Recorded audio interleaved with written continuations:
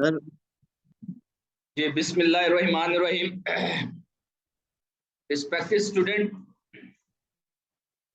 कल के लेक्चर के अंदर जो कि चैप्टर 1 के मुतालिक था, हमने क्रोयन क्या है, क्रोयन का बेसिक कॉन्सेप्ट जो है उसको डिस्कस किया था। और उसी चैप्टर के लास्ट पोर्शन में हमने जो चीज डिस्कस की थी वो बायोमेटालिक कांटेक्ट था। हमने ये कहा था कि जब दो मुख्तलिफ पोटेंशियल वाली मेटल्स को हम आपस में जोड़ते हैं तो एक लेस नोबल हो जाती है और एक मोर नोबल बन जाती है। और जो लेस नोबल है वो मोर रिएक्टिव होती है, और जो मोर रिएक्टिव है वो वही होगी जिसका इलेक्ट्रोकेमिकल पोटेंशियल गैल्वेनिक लिस्ट में मोर इलेक्ट्रोनेगेटिव होगा। और यही जो मोर इलेक्ट्रोनेगेटिव है, लेस नोबल है, मोर रिएक्टिव है, यही मेटल क्रोयन सर्किट के अंदर बतौर एनोड काम करना शुरू कर देगी, यानी एनोड बन जाएगा। और दूसरी मेटल जो मोर नोबल, लेस रिएक्टिव और मोर इलेक्ट्रोपॉजिटिव है इसकी निस्बत, वो जो है वो मेटल हम कहते हैं कि वो कैथोड बन कैथोड। जाती है। और कैथोड हमने बन देखा जाती है। कि जितनी भी क्रोयन प्रोडक्ट्स थी, यानी क्रोयन प्रोडक्ट क्या है, जंग है। हमने देखा कि रस्टिंग का अमल, जंग लगने का जो अमल है या क्रोयन का जो अमल है वो सिर्फ एनोड पर हो रहा था, और कैथोड पर सिर्फ hydrogen gas as by product खारिज हो रही थी। ये वो लब्बे लबाब था जो कल हमने सीखा। इसी बात को थोड़ा हम फर्दर कंटिन्यू करते हैं। देखिए, हमने कल के कॉन्सेप्ट और अभी जो मैंने रिवाइज किया इससे ये जान लिया कि क्रोयन हमेशा एनोड पर होती है और कभी भी क्रोयन कैथोड पर नहीं होती। कैथोड पर सिर्फ हाइड्रोजन गैस खारिज होती है।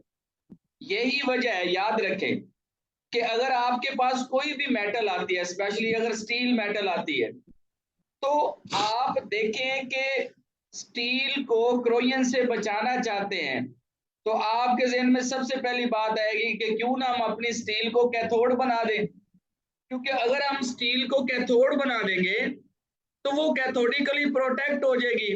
और कैथोड बनाने के दो तरीके हैं। ये जो अमल है ना, जिसमें हम अपनी सरफेस को, अपने पाइप को, अपनी स्टील सरफेस को कैथोड बनाकर प्रोटेक्ट करते हैं, इसको कैथोडिक प्रोटेक्शन कहा जाता है। और कैथोडिक प्रोटेक्शन करने के दो तरीके हैं। दोनों तरीकों में से किसी एक तरीके का इस्तेमाल करते हुए हम सरफेस को कैथोड बनाकर क्रोयन से बचा सकते हैं। लेकिन सबसे पहली अगर हम देखें, पहला तरीका वो है सैक्रिफिशियल एनोड सिस्टम, और दूसरा तरीका है इम्प्रेस्ड करंट सिस्टम। पहला तरीका जिसे हमने कहा सैक्रिफिशियल एनोड सिस्टम, इसका दूसरा नाम गैल्वेनिक एनोड सिस्टम भी है, और इसे मुख्तसरन हम SAS यानी सैक्रिफिशियल एनोड सिस्टम के नाम से भी लिख सकते हैं। अब नाम से पता चल रहा है कि ये सैक्रिफिशियल है। सैक्रिफिशियल जो लफ्ज है ना बेटा, सैक्रिफाइस से लिया गया है। ये सैक्रिफाइस कैसे किया जाता है? देखिए, जैसे अभी हमने कहा कि हम जिस मेटल को बचाना चाहते हैं, हम देख लेते हैं कि उस मेटल के नीचे गैल्वेनिक लिस्ट में किसकी पोजीशन है। जैसे अगर हम स्टील को बचाना चाहते हैं तो आपने देखा कि उसमें जिंक है, मैग्नीशियम है और एल्यूमिनियम है। तो मोस्टली फिर हम जिंक को जो है वो स्टील के साथ जोड़ देते हैं, और हमें पता है कि जो हम जोड़ रहे हैं वो एनोड बनेगा। हमें पता है जो एनोड बन जाएगा क्रोयन का शिकार भी वही होगा। यानी हम जानबूझकर एनोड बनाते हैं और एनोड जो है वो सेक्रीफाइस हो जाता है। एनोड क्या हो जाता है? सेक्रीफाइस हो जाता है। इसलिए इस सिस्टम को सैक्रिफिशियल एनोड सिस्टम कहा जाता है कि क्रोयन हमेशा एनोड पर होती है और वो ही एनोड सेक्रीफाइस हो रहा होता है, और एनोड खुद को सेक्रीफाइस करते हुए इलेक्ट्रॉन दे रहा होता है कैथोड को, और इस वजह से वो कैथोड बन रहा होता है। और कैथोड जो है वो हम क्या कहते हैं? कैथोडिकली प्रोटेक्ट हो जाता है, क्रोयन से बच जाता है। इस अमल को सैक्रिफिशियल एनोड सिस्टम कहा जाता है।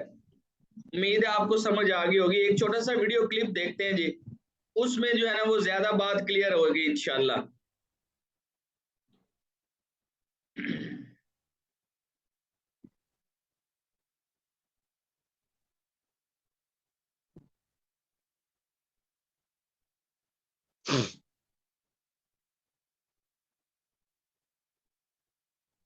इसमें क्यों नहीं ओपन हो रहा?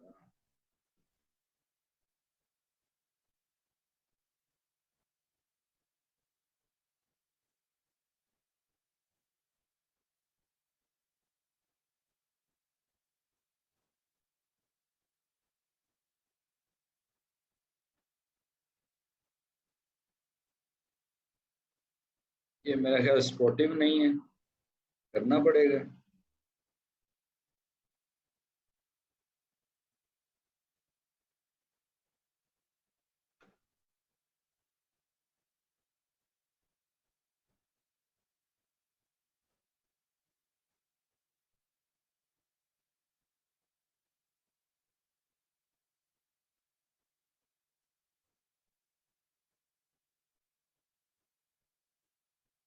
चलिए ऐसा करते हैं, इसको मैं बाद में आपको दिखाता हूँ। इसमें कोई मेरा ख्याल है प्लेयर का इशू है, कंपैटिबल नहीं है, तो इसको बाद में देख लेते हैं।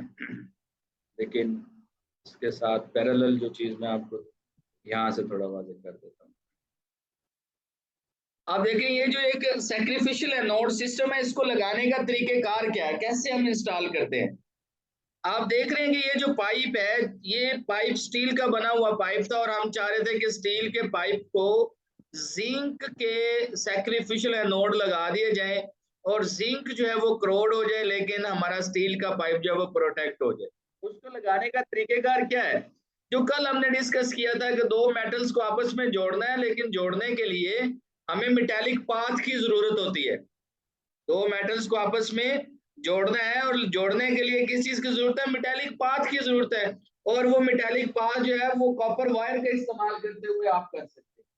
तो कॉपर वायर की मदद से ऐसा करें, जिंक के ब्लॉक्स को जोड़ दिया जाता है पाइप के साथ। जिंक के ब्लॉक को किसके साथ जोड़ा जाता है, पाइप के साथ। या दूसरा तरीका ये होता है कि ये देखिए ये जैकेट एक बनाई हुई है और इस जैकेट के ऊपर आपको ब्लॉक्स नजर आ रहे हैं, ये जिंक के, ये जो व्हाइट व्हाइट से जो ब्लॉक नजर आ रहे हैं ना, ऑफ व्हाइट से, ये जिंक के ब्लॉक्स हैं। और इस जिंक के ब्लॉक की जैकेट को जो है ना इस पाइप के ऊपर जो है ना उन्होंने रख दिया, उसके साथ कनेक्ट कर दिया है। पाइप को और जिंक के ब्लॉक्स को कॉपर वायर की मदद से आपस में कनेक्ट कर दिया जाता है, जिससे ऑटोमेटिक एक जो जिंक है वो एनोड बन जाता है और आपका जो पाइप है स्टील पाइप वो कैथोड बन जाता है। और इलेक्ट्रोलाइट तो ऑलरेडी अवेलेबल है आपके एटमॉस्फेयर में, वाटर वेपर्स की सूरत में, ऑक्सीजन की सूरत में। तो लिहाजा जैसे ही आप इनको आपस में कनेक्ट करते हैं तो ये एक सिस्टम जो है वो डेवलप हो जाता है, एक सर्किट डेवलप हो जाता है, क्रोयन सर्किट। और जिसमें आप देख रहे होते हैं कि क्रोयन जो है अगर स्टार्ट हुई है तो वो जिंक जो है वो क्रोड हो रहा है क्योंकि वो एनोड था, और जो आपकी स्टील सरफेस है वो कैथोड होने की वजह से क्रोयन से बच गई है। और उस पर सिर्फ और सिर्फ अगर कोई चीज खारिज हो रही है तो वो हाइड्रोजन गैस खारिज हो रही है। अब इसके बाद दूसरा सिस्टम जो है वो आपका कैथोडिक इम्प्रेस्ड करंट सिस्टम है। इम्प्रेस्ड करंट सिस्टम को आईसीएस भी मुख्तसरन लिखा जाता है। इम्प्रेस्ड करंट सिस्टम में क्योंकि पीछे हमने एक कॉन्सेप्ट देखा कि यार जो चीज इलेक्ट्रॉन देती है वो एनोड बन जाती है, जो इलेक्ट्रॉन लेती है वो कैथोड बन जाती है। और आपने देखा कि स्टील के पाइप इलेक्ट्रॉन लेने के लिए स्टील की पाइप जो है उसको हम जोड़ देते हैं जिंक के साथ, जो दूसरा मेथड था। तो उसमें जिंक के साथ जोड़ा था तो जिंक ने इलेक्ट्रॉन दे दिए थे। इसका मतलब है जो इस चीज की तरफ इलेक्ट्रॉन दाखिल हो रहे हो या जिसकी तरफ आ रहे हो, जो चीज इलेक्ट्रॉन ले रही हो वो कैथोड बन जाती है। और जब तक वो इलेक्ट्रॉन रिसीव करती रहती है वो कैथोड रहती है और उसके ऊपर क्रोयन नहीं होती। इसी बात को मद्देनजर रखते हुए जो दूसरा सिस्टम अडॉप्ट किया जाता है उसमें उन्होंने ये किया कि हमें कोई सैक्रिफिशियल एनोड लगाने की जरूरत ही नहीं है। हम क्यों ना इलेक्ट्रॉन्स ही अगर हम चाहिए तो हम इलेक्ट्रॉन वहां से लें जो हम अपनी रोजमर्रा जिंदगी में लेते हैं। आपने देखा ना, आपने पंखा चलाना हो तो ये भी तो इलेक्ट्रॉन पे चल रहा है ना, तो इलेक्ट्रॉन के फ्लो को बिजली कहा जाता है। तो ये कहाँ से आ रही है, पहले एक नेशनल ग्रिड स्टेशन होता है, वहां से आगे ट्रांसफार्मर लगे होते हैं, तो वो ट्रांसफार्मर जो है वो आपको आगे जो है वो बिजली या वोल्टेज या इलेक्ट्रॉन्स मुहैया कर रहे होते हैं। तो क्यों ना उसी मॉडल को फॉलो किया जाए। तो उस मॉडल को फॉलो करते हुए क्या किया जाता है, सबसे पहले इलेक्ट्रॉन्स नेशनल ग्रिड स्टेशन से लिए जाते हैं जिनकी मिकदार ज्यादा होती है और एसी करंट होता है वो। आगे एक ट्रांसफार्मर रेक्टिफायर लगाया जाता है। ये आपने पिक्चर देख रहे हैं ना, इसमें एक ट्रांसफार्मर रेक्टिफायर लगा हुआ है। इस ट्रांसफार्मर रेक्टिफायर का बेसिक फंक्शन ये है कि नेशनल ग्रिड स्टेशन से आने वाले एसी करंट को ये डीसी में तब्दील कर देता है। एसी करंट को डीसी में तब्दील कर देता है, और वो जो हाई वोल्टेज थे उनको कम करके जितनी हमें जरूरत है उतने वोल्टेज में तब्दील कर दिया जाता है। जैसे मिसाल के तौर पर आम एक टॉर्च लाइट, जो फ्लैश लाइट हम जलाते हैं ना, तो एक टॉर्च चलाने के लिए हमें 2 या 4 वोल्ट की जरूरत होती है, उतने से वोल्ट हमें सिर्फ रिक्वायर्ड होते हैं। तो ये ट्रांसफार्मर रेक्टिफायर हमें एसी करंट को डीसी में भी तब्दील करता है और ज्यादा वोल्टेज को बहुत कम वोल्टेज में तब्दील कर देता है। फिर हम क्या करते हैं, ट्रांसफार्मर रेक्टिफायर के डेफिनेटली 2 टर्मिनल होंगे, 2 पोल होंगे, एक पॉजिटिव होगा एक नेगेटिव होगा। तो आप तरीकेकार ये है कि आप अपने ट्रांसफार्मर के नेगेटिव टर्मिनल को पाइप के साथ जोड़ दें जिसको कैथोड बनाना चाहते हैं। जैसे ही ट्रांसफार्मर के नेगेटिव टर्मिनल के साथ पाइप जुड़ेगा तो पाइप भी कैथोड बन जाएगा। और ट्रांसफार्मर का जो पॉजिटिव टर्मिनल है उसके साथ प्लाटेनियम लगाएं और उस प्लाटेनियम को जमीन के अंदर, जहां पाइप है, पाइप के इर्द गिर्द तकरीबन 50 स्क्वायर फीट का एरिया होता है। 50 स्क्वायर फीट का एरिया, ये जो 50 स्क्वायर फीट है या मीटर है, देखे जरा, मीटर सॉरी। तो 50 स्क्वायर मीटर का एरिया होता है, तो 50 स्क्वायर मीटर का एरिया वो सिलेक्ट कर लिया जाता है। अब वो जो 50 स्क्वायर मीटर का एरिया सिलेक्ट किया है उसके लिए जो हम टर्म यूज करते हैं उसको ग्राउंड बेड बोला जाता है। ग्राउंड बेड, ग्राउंड बेड क्या है कि जिस पाइप को आपने कैथोड बनाया उस पाइप के करीब तकरीबन 50 स्क्वायर फीट का एरिया ग्राउंड बेड कहलाएगा। और आपने जो ट्रांसफार्मर का पॉजिटिव टर्मिनल है उसके साथ प्लाटेनियम को जोड़कर उसको उसी ग्राउंड बेड के अंदर धंसा देना होता है, उसी बेड के अंदर, ग्राउंड बेड के अंदर दबा देना होता है। क्लियर है? तो होगा क्या कि वो आपका जो ग्राउंड बेड है वहां पे प्लाटेनियम बतौर एनोड काम करेगा, लेकिन यहाँ एनोड तो बन गया सिर्फ इस वजह से कि टर्मिनल पॉजिटिव था उसके लिए, लेकिन ये एनोड ऐसा नहीं है कि ये इलेक्ट्रॉन देगा, ये इलेक्ट्रॉन नहीं देगा। समझे बात? ये सिर्फ पॉजिटिव टर्मिनल के साथ जोड़ने की वजह से इसको रखा है इधर, ये इलेक्ट्रॉन नहीं देता। यही वजह है कि ये वाला एनोड सैक्रिफिशियल नहीं है, ये वाला एनोड सैक्रिफाइस नहीं करेगा, ये जैसा है वैसा ही रहेगा। और आपका जो पाइप है वो कैथोड उस वक्त तक रहेगा जब तक ट्रांसफार्मर रेक्टिफाइड से मिलने वाले वोल्टेज वाला सर्किट रास्ता बहाल रहेगा। उस वक्त तक जो है वो आपका जो पाइप है वो कैथोडिकली प्रोटेक्ट रहेगा। अब आप सोच रहे होंगे इलेक्ट्रोलाइट कहाँ है, तो देखिए अगर कोई पाइप बरीड है तो डेफिनेटली जमीन के अंदर डस्ट पार्टिकल्स के साथ साथ वाटर मॉलिक्यूल्स भी मौजूद होते हैं, तो वो वाटर मॉलिक्यूल्स वहां पे बतौर इलेक्ट्रोलाइट काम कर देंगे। और अगर पाइप बरीड नहीं होगा और अगर अबव ग्राउंड इंस्टॉलेशन है तो डेफिनेटली है, तो फिर हवा में मौजूद जो नमी होती है, वाटर वेपर्स होते हैं, वो बतौर इलेक्ट्रोलाइट काम कर लेते हैं। It means electrolyte is available anywhere, हर वक्त एनवायरनमेंट में हर जगह पे मौजूद है। ठीक है, अबव ग्राउंड भी और अंडरग्राउंड भी अवेलेबल होता है। इस वजह से वहां इलेक्ट्रोलाइट तो अवेलेबल है। तो जैसे ही आप इस सर्किट को कायम करते हैं इम्प्रेस करंट सिस्टम, तो जब तक आपका पाइप कैथोड रहेगा कैथोडिकली प्रोटेक्ट रहेगा, क्रोजन का शिकार नहीं होगा। ये बात समझ गए आप?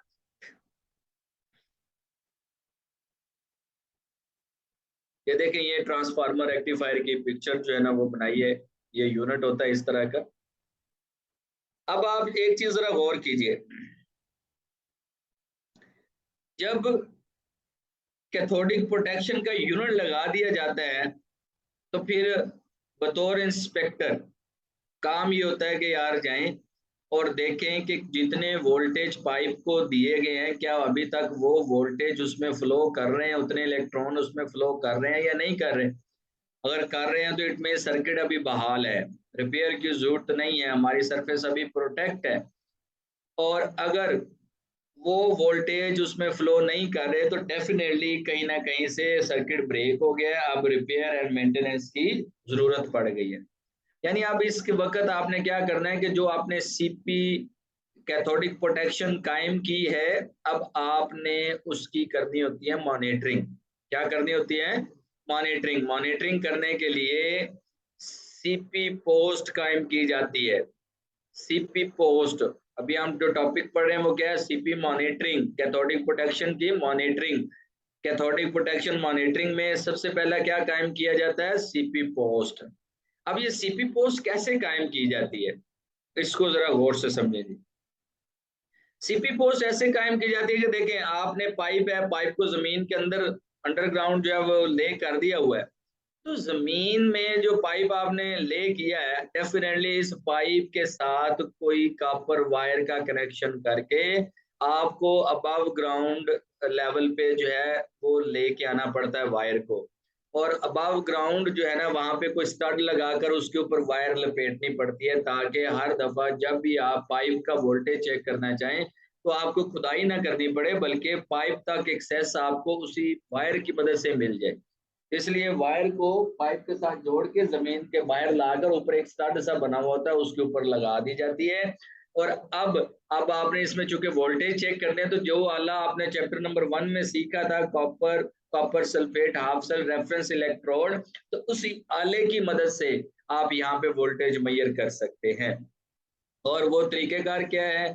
उसी आले का एक हिस्सा जो है वो आपने ये जो पाइप के साथ वायर जोड़ के बाहर ले आए, स्टार्टर के साथ लगा दिए, एक उसके साथ हिस्सा लगाएं और दूसरा हिस्सा जमीन के अंदर दबाएं।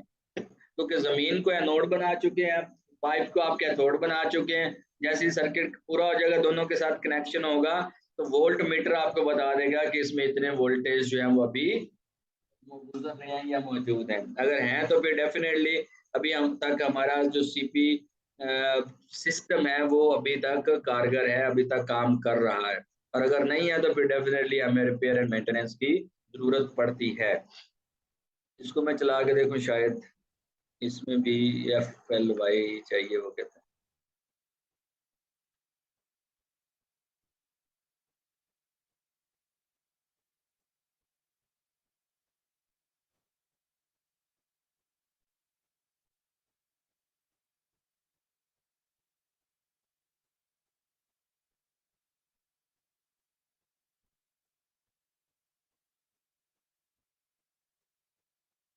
तो मैं आपको वीडियोस दिखाता हूँ। ये एक वीडियो देखें जी। According to statistics published by the U.S. Department of Transportation, interstate natural gas transmission pipelines are the safest form of transportation in the United States. The safe operation of Spectra Energy's natural gas transmission pipeline systems is attributed to its design and robust ongoing maintenance procedures.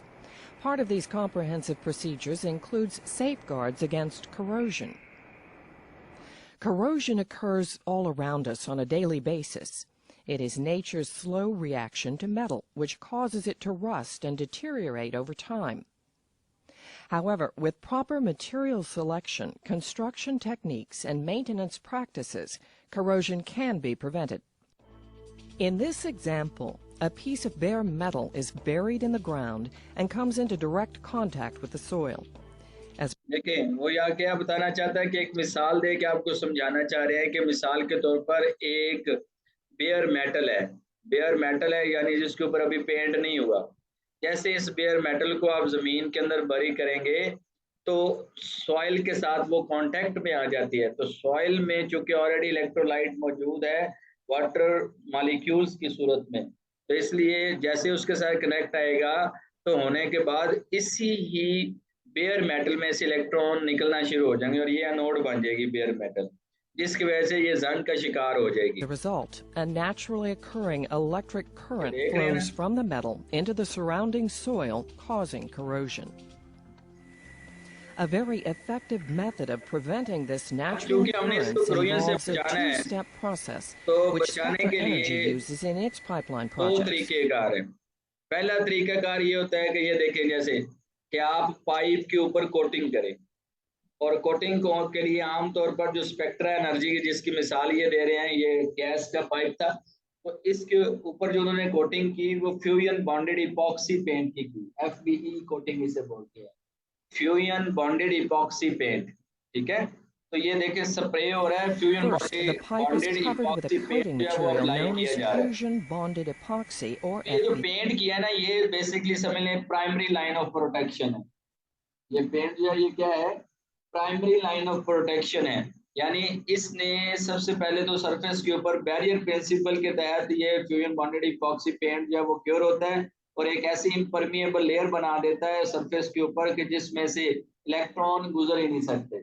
जब electron ही नहीं गुजरेंगे, flow ही नहीं होगा, circuit ही आपने break कर दिया paint लगा के, तो क्रोजन कहाँ होनी है, क्रोजन भी नहीं होगी, क्रोजन कंट्रोल होगी। क्लियर है। तो पहले ही लाइन ऑफ प्रोटेक्शन समझ लें, वो हमने कहा primary line of protection paint होता है। लेकिन पेंट के बाद क्या किया जाता है, कहते हैं जब पेंट आप कर लेते हैं, FBE is a करने के बाद state-of-the-art में coating पाइप formulation with आप proven यार्ड में effectiveness as तैयार a हो रहा है, ये सारा प्रोसेस हो रहा corrosion-resistant है, उसके coating. बाद में जब इसको फील्ड में ले Secondly, जाके आप ले after करते हैं, जैसे ये देखें installation, ना the ले कर रहे हैं, FBE-coated ये मुख्तलिफ pipeline is इक्विपमेंट या further मशीनरी के protected from इस्तेमाल करते corrosion हुए through a पाइप को ले supplemental जाता है। process called तो इस दौरान चूंकि आप पाइप को कैरी किया आपने एक जगह से दूसरी जगह, फिर लिफ्टर की मदद से उठाया, उठा के क्रेन के इस्तेमाल करते हुए आप इसको ले कर रहे हैं, तो ले करते हुए डेफिनेटली कहीं ना कहीं से पेंट डैमेज हो सकता है। और अगर पेंट डैमेज हो गया तो इसका मतलब पेंट जो आपने किया था उसका तो मकसद खत्म हो गया। अब वो जो प्राइमरी लाइन ऑफ डिफेंस था या प्रोटेक्शन था वो तो टूट गया पहले ही। तो फिर इस वजह से वहां पे उसके साथ साथ सेकेंडरी लाइन ऑफ प्रोटेक्शन भी मुहैया किया जाता है। यानी यहाँ पे प्रेस करंट सिस्टम इंस्टॉल कर दिया जाता है या सैक्रिफिशियल एनोड सिस्टम यानी सीपी सिस्टम जो है, कैथोडिक प्रोटेक्शन सिस्टम जो है वो साथ में अप्लाई कर दिया जाता है, ताकि in case of damage of the paint आपका जो सीपी सिस्टम है वो एक्टिव हो जाए। cathodic protection. In the cathodic protection process, the flow of any naturally occurring electric current from the pipe to the surrounding soil is अब गौर करें ना, अभी जो हम देख रहे हैं उसमें हमने कहा कि आमतौर the पर electrical current flow is reversed and subsequently की तरफ, तो इस वजह से वो क्रोड हो रहा था, जैसे बेयर मेटल की मिसाल दी। लेकिन अब जब आप इसे ग्राउंड बेड भी बनाएंगे, आप एनोड और कैथोड भी बना देंगे, तो फिर यही इलेक्ट्रॉन का की डायरेक्शन रिवर्स हो जाएगी। वो जो बाहर पहले इलेक्ट्रॉन निकल रहे थे अब वो पाइप की तरफ आना शुरू हो जाएंगे, तो पाइप कैथोड बना रहेगा। जब तक कैथोड है, कैथोडिकली प्रोटेक्ट है। flows to the pipe. The redirection of the electric current from the pipe that we're protecting, called the cathode, to what we are sacrificing on purpose, called anodes, wards off nature's ability to create corrosion on the pipe. In this process, a type of system called ground beds are placed adjacent to the pipeline. A power supply induces a low voltage DC charge through the ground beds and into the soil. These electrical charges introduced at strategic points along the pipeline force the anodes to deteriorate instead of the pipeline. The electric current used in this process is similar to that generated by a flashlight battery and is harmless to humans, animals, and the surrounding environment. Operating under federal regulations. ये देखिए बेटा, ये जैसे मैंने कहा ना कि CP post एक कायम की जाती है, ये आपके सामने एक सीपी पोस्ट है, और मैंने कहा था कि पाइप के साथ इलेक्ट्रिक ये कॉपर वायर जोड़ के उसको बाहर आप अबव ग्राउंड इंस्टॉलेशन जो थी मतलब अबव ग्राउंड लेवल पे लेके आ जाते हैं, और एक स्टड के साथ वो वायर थोड़ी सी बाहर निकली नजर आ रही है ना, वो आपने लगा दी है। तो ऊपर लिखा भी हुआ है कि ये वायर नेगेटिव है, यानी आपका पाइप भी नेगेटिव है था ना, इस वजह से उसके ऊपर नेगेटिव लिखा गया। And Spectra Energy's own rigorous procedures, the effectiveness of the cathodic protection system is tested regularly, and the anodes are replaced if necessary by Spectra Energy's qualified maintenance team. The combination of state-of-the-art coating, a cathodic protection system, and our operating procedures results in a pipeline that is highly resistant to corrosion. Spectra Energy's corrosion prevention processes help preserve the integrity of our pipelines throughout their life cycles, enabling our facilities to deliver safe, reliable supplies of natural gas. Clear है जी, बात समझ आ गई आपको?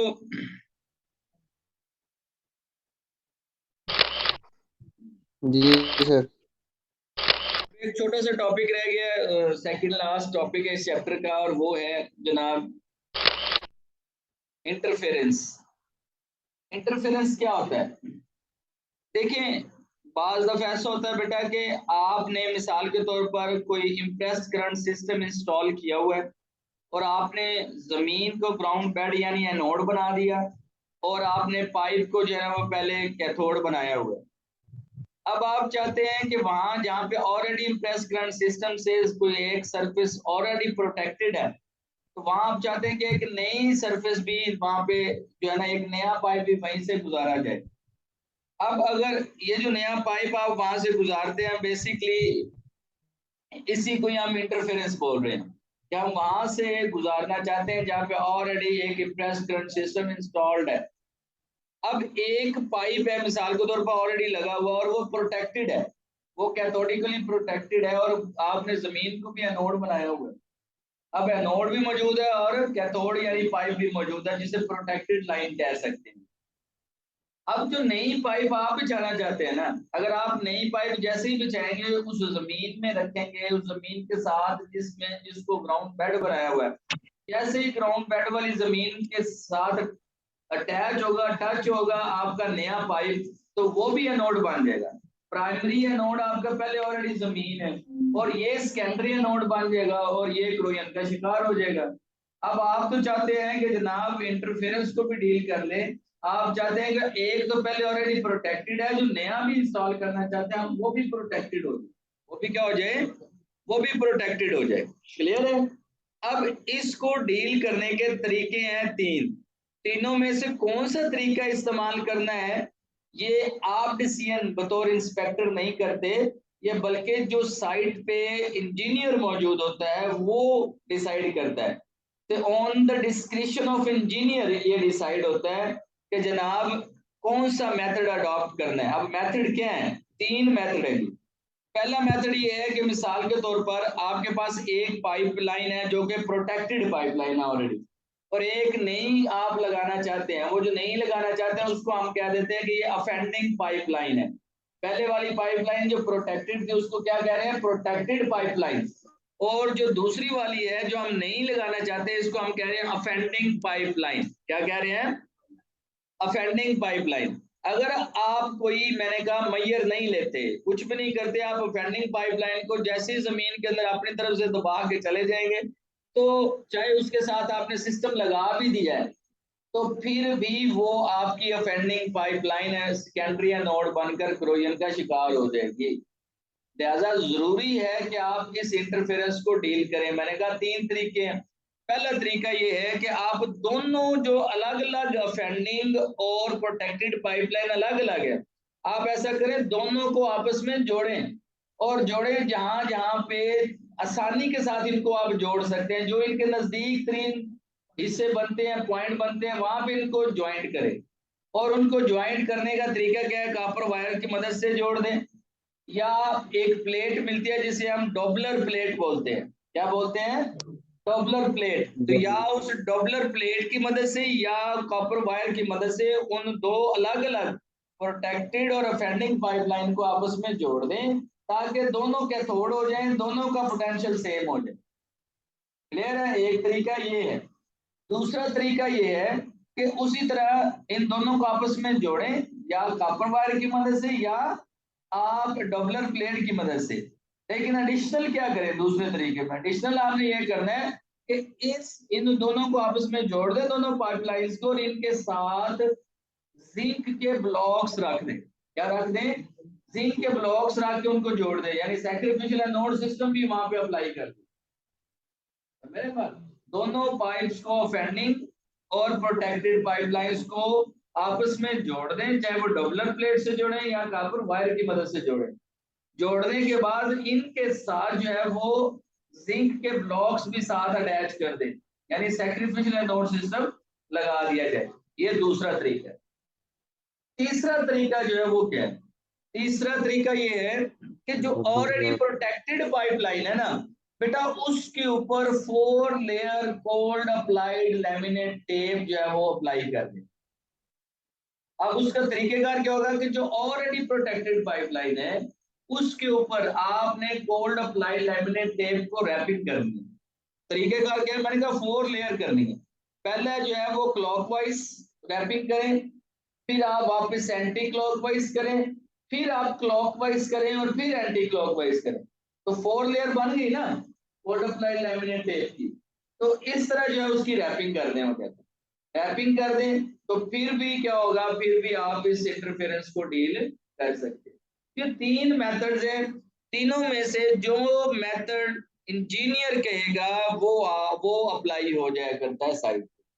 Clear है? क्यों Majid, clear है बेटा? जी sir. अब इसी चैप्टर का एक छोटा सा और लास्ट टॉपिक है। वो लास्ट टॉपिक क्या है? हमने कहा जी ठीक है कैथोडिक प्रोटेक्शन कर लेते हैं, क्रोयन जो है मैं नोड पर ही होगी, मेथड जो भी अडॉप्ट करें हमारी सरफेस तो कैथोड बन जाएगी, और जब तक ये कैथोड है इसके ऊपर क्रोयन जो है वो नहीं होगी। लेकिन हमने पढ़ा कि जब क्रोयन सर्किट एग्जिस्ट करता है, और आप देखें चाहे हम सैक्रिफिशियल नोड सिस्टम बना रहे हैं, चाहे हम इम्प्रेस करंट सिस्टम लगा रहे हैं, हर एक के अंदर हम एक क्रोयन सर्किट कायम करते हैं। इसका मतलब है कि क्रोयन सर्किट जब कायम हो जाता है तो क्रोयन रिएक्शन तो होता ही है, लेकिन जो हमारी सरफेस कैथोड होती है उस कैथोड सरफेस के ऊपर सिर्फ हाइड्रोजन गैस खारिज हो रही होती है। कौन सी गैस खारिज हो रही होती है? हाइड्रोजन गैस खारिज हाइड्रोजन हो गैस। रही होती है। अब क्वेश्चन ये है कि हाइड्रोजन गैस कोई आम गैस नहीं है, हाइड्रोजन गैस एक ज्यादा एनर्जी रखने वाली गैस है। क्लियर है? ये हाइड्रोजन गैस क्या करती है, ये अक्सर ये हाइड्रोजन गैस जो है वो डिस्टर्ब कर देती है, वो कोटिंग के अंदर क्रैक्स पैदा कर देती है, और ये जो हाइड्रोजन गैस की वजह से कोटिंग के अंदर जो क्रैक्स पैदा होते हैं उन क्रैक्स को HICC बोलते हैं। HICC मतलब हाइड्रोजन इंड्यूस्ड कोल्ड क्रैक्स। ठीक है, हाइड्रोजन इंड्यूस्ड कोल्ड क्रैक्स या क्रैकिंग। तो हाइड्रोजन की वजह से जो कोल्ड क्रैकिंग हो जाती है उसको HICC बोलते हैं। क्लियर है? अब हमने क्या करना है, सर आपकी आवाज कट हम गई थी। जी आपकी आवाज कट गई थी सर, दोबारा एक्सप्लेन कर दें लास्ट में मैंने जो ये बोला था। कहा बेटा कि चूंकि जब आप अपने सरफेस को कैथोड बनाते हैं तो कैथोड बनने की वजह से कैथोड के ऊपर हाइड्रोजन गैस खारिज हो रही होती है। अब चूंकि ये जो हाइड्रोजन हाँ गैस जी। खारिज हो रही है ये ज्यादा एनर्जी वाली होती है, और इससे पैदा होने वाली जो एनर्जी है बाज दफा ऐसा करती है कि जो पेंट आपने किया था जिसे primary line of protection consider किया, उस पेंट को के अंदर ये क्रैक्स प्रोड्यूस कर देते हैं। यही हाइड्रोजन गैस क्रैक्स पैदा कर देती है पेंट के अंदर। जी उन क्रैक्स को HICC बोलते हैं। H stand for hydrogen, I stand for induced, और C stand for cold, second C stand for cracking. तो hydrogen induced cold cracking HICC produce हो जाते हैं। अब हमने एक टेस्ट करना होता है कि जनाब जो पेंट हम यूज करें, जैसे हमने FBE कोटिंग यूज की, fusion bonded epoxy paint use किया, तो हमें टेस्ट करना चाहिए कि FBE जो मटेरियल है क्या ये मटेरियल पैदा होने वाली हाइड्रोजन गैस को रेजिस्ट कर पाएगा या नहीं। अगर रेजिस्ट कर पाएगा तो हमें इस्तेमाल करना चाहिए, और अगर रेजिस्ट नहीं कर पाएगा और HICC का शिकार हो जाएगा तो हमें उसका इस्तेमाल नहीं करना चाहिए। अगर HICC का शिकार हो गया तो हम इसे कहते हैं कि ये कैथोडिक डिसबॉन्डमेंट हो गई है, कि हाइड्रोजन गैस की वजह से कोटिंग मटेरियल जो है उसमें HICC क्रिएट हो गया, इसको हम कैथोडिक डिसबॉन्डमेंट बोलते हैं। क्या बोलते हैं? कैथोडिक डिसबॉन्डमेंट। अब इसका टेस्ट है जनाब, टेस्ट कैसे किया जाता है कि सबसे पहले आप ऐसा करें जनाब, एक टेस्ट पैनल ले लें। टेस्ट पैनल हम उस टुकड़े को कहते हैं जिस जो अगर पाइप यूज किया जाता है तो पाइप का टुकड़ा ले लें, जो फ्लैट सरफेस यूज की जा रही है तो फ्लैट सरफेस का टुकड़ा ले लें। और टेस्ट पैनल हमेशा याद रखें जिस पाइप जिस मटेरियल का बना है, यानी स्टेनलेस स्टील का अगर बना है तो टेस्ट पैनल भी स्टेनलेस स्टील का ही होना चाहिए। और सरफेस को तैयार करने से लेकर पेंट अप्लाई करने तक जो तमाम मराहिल से आपकी ओरिजिनल सरफेस गुजर रही होती है, उन्हीं तमाम मराहिल से आपने अपने टेस्ट पैनल्स को भी गुजारना होता है। क्लियर है? उसके बाद ये टेस्ट पैनल ने, टेस्ट पैनल में आपने सबसे पहले क्या करना है, 6 मिलीमीटर का एक सुराख करना। और सुराख करना कैसे है कि आपने सिर्फ और सिर्फ जो ऊपर कोटिंग हुई है फ्यूजन बॉन्डेड इपॉक्सी पेंट की जो कोटिंग हुई है, सिर्फ उस कोटिंग के अंदर सुराख हो, नीचे जो पाइप है या नीचे जो सरफेस है या टेस्ट पैनल है उसमें सुराख नहीं होना चाहिए, सिर्फ कोटिंग में 6 मिलीमीटर का सुराख करना है। उस सुराख करने का मकसद ये है कि जहां से सुराख करेंगे ना, वहां से ये नीचे वाली जो सरफेस है जिसको आपने कैथोड बनाना है वो एक्सपोज हो जाएगी। जब वो एक्सपोज हो जाएगी तो ऊपर आप इसमें इलेक्ट्रोलाइट का कनेक्ट करवाएंगे, इलेक्ट्रोलाइट और ये कैथोड जो है वो आपस में कनेक्शन बहाल हो जाएगा। दरमियान में अगर कोटिंग आप रिमूव नहीं करते तो कनेक्शन नहीं हो सकता, इसलिए हम 6 मिलीमीटर का होल करते हैं। अब जब आपने 6 मिलीमीटर का होल किया तो आपने इसके बाद देखा 50 मिलीमीटर की लेंथ और 50 मिलीमीटर की डाया रखने वाली जो है वो एक ट्यूब ले लें, और उस ट्यूब के नीचे कोई भी चिपकने वाला मटेरियल, जैसे एल्डाइड इपॉक्सी है, इलास्टोमेरिक सीलेंट है, ये वाला एक चिपकने वाला एडहेसिव मटेरियल लगाया जाता है इस ट्यूब के नीचे। और लगाने के बाद में इस ट्यूब को इस तरह उस सुराख के ऊपर एडजस्ट किया जाता है कि सुराख एन दरमियान में लाई कर रहा होता है। सुराख कहाँ लाई कर रहा होता है? बिल्कुल दरमियान में। और ये ट्यूब जो है जब आप इसके नीचे एडहेसिव मटेरियल लगा के चिपका देते हैं, खुश्क होने पे ट्यूब अच्छी तरह चिपक जाती है जी, ठीक है, टेस्ट पैनल के साथ।